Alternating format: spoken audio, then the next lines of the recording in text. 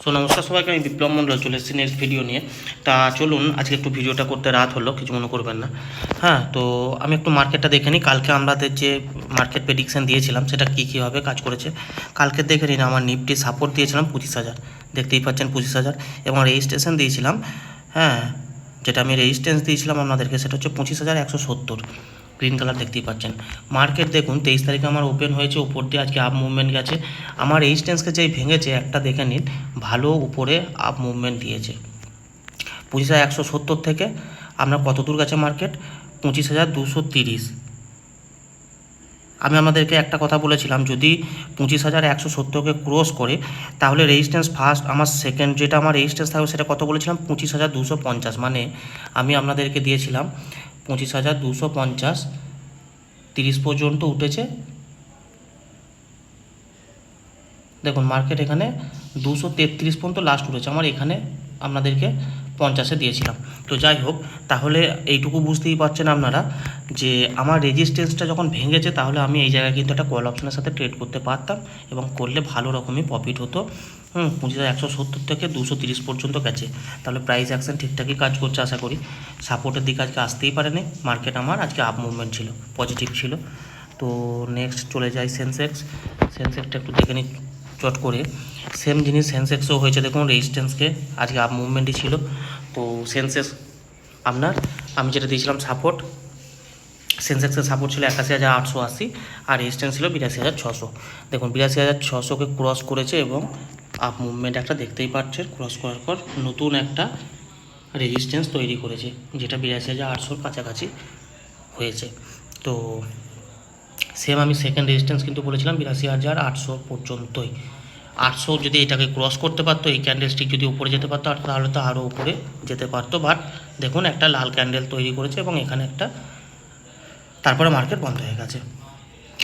তাহলে আজকে যে প্রাইস অ্যাকশন যদি আমরা ঠিকঠাক কাজে লাগাই তাহলে আমরা এখানে কিন্তু ভালোভাবে ট্রেডটা নিজেরাই করতে পারবো। ব্যাঙ্ক নিফটি চলে যায় একবার, ব্যাঙ্ক নিফটিটা দেখে নিই। সাপোর্ট রেজিস্ট্যান্স কী দিয়েছিলাম? ব্যাঙ্ক নিফটি সাপোর্ট দিয়েছিলাম 56,600, দেখতেই পাচ্ছেন। হ্যাঁ, আর আপনার রেজিস্ট্যান্স কী ছিল? 56,950, 56,952 আছে। যাই হোক, আমি মোবাইলে করেছি বলে 1-2 পয়েন্ট 950 দিয়েছিলাম, আপনারা ভিডিওতে দেখেছেন। এখানেও সেম মার্কেট আজকে দেখুন ওপেন হওয়ার পর থেকে কন্টিনিউ আপ মুভমেন্ট, ডাউনে কোনো যায়নি। রেজিস্ট্যান্সকে দেখে নিন, ভেঙেছে, ভাঙার পর একটা ভালো হাই তৈরি করেছে।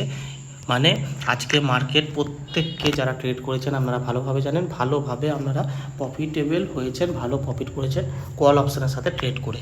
আজকে সারাদিন কিন্তু কোনো পুট অপশানের সাথে ট্রেডের অপশান থাকেনি, continue call option.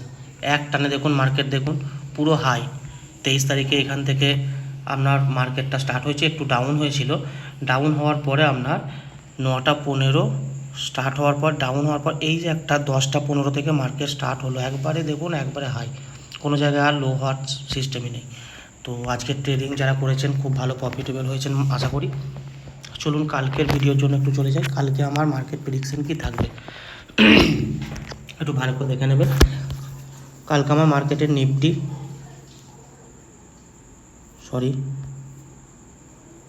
Nifty support কালকে থাকছে আমার 25,100।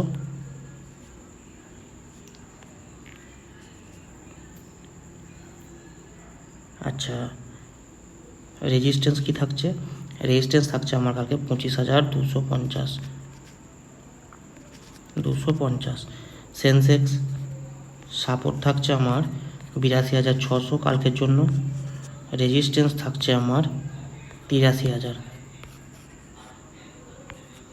আচ্ছা, ব্যাঙ্ক নিফটি কালকে সাপোর্ট থাকবে আপনার 57,000, রেজিস্ট্যান্স থাকবে 57,400। অতএব আমি প্রথম লিখে নিলাম, এবার বলে দিই নিফটি সাপোর্ট 25,100। যদি 25,100কে ব্রেক করে ভেঙে নিচের দিকে আরও আসে তাহলে আমি পুট অপশানকে বাই করে কাজ করব। রেজিস্ট্যান্স 25,250, একে যদি ভেঙে উপর দিকে যায় তো আমি কল অপশানকে বাই করে কাজ করব। সেম সেন্সেক্সের ক্ষেত্রেও সাপোর্ট 82,600, ওকে ভেঙে নিচের দিকে এলে আমি পুট অপশানের সাথে ট্রেড করব। 83,000 রেজিস্ট্যান্স আছে, একে ভেঙে উপর দিকে গেলে আমি কল অপশানকে বাই করে কাজ করব। Bank Nifty Sensex 57,000 support, bank নিফটির সাপোর্ট হচ্ছে 57,000, ভেঙে নিচের দিকে এলে আমি পুট অপশন, এবং রেজিস্ট্যান্স ভেঙে উপর দিকে গেলে কল অপশন। সেম পদ্ধতি, সেম প্রসেস, কোনো ইয়ে নাই। শুধু সকালবেলা মার্কেট সেন্টিমেন্ট একটু দেখে নেবেন। যদি দেখেন মার্কেট সেন্টিমেন্ট আছে পজিটিভ, চেষ্টা করবেন সবসময় কল অপশনের সাথে বাই করার, মুহূর্তগুলো কাজে লাগানোর, পুট অপশনকে বাদ দেবেন। তো মার্কেট সেন্টিমেন্ট যদি নেগেটিভ থাকে, চেষ্টা করবেন সবসময় পুট অপশনকে খোঁজার, কল অপশনকে একটু দূরে রাখবেন। ভালো মুভমেন্ট এলো, ভালো বুঝতে পারলেন, সেক্ষেত্রে নিতেই পারেন রিস্ক। বাট সবসময় মার্কেট সেন্টিমেন্ট যেদিকে যাবে, মার্কেট চেষ্টা করবেন আপনি যে অপশন কিনবেন, কেনাবেচা করবেন, সেই মার্কেটের সেন্টিমেন্টের অনুযায়ী যাওয়ার। তো চলুন দেখা যাক কালকে মার্কেটে আবার কী হয়। সো ভিডিওটা ভালো লাগলে লাইক, কমেন্ট, শেয়ার এবং সাবস্ক্রাইব অবশ্যই করবেন। সবাই খুব ভালো থাকুন। Tata, bye bye, good night.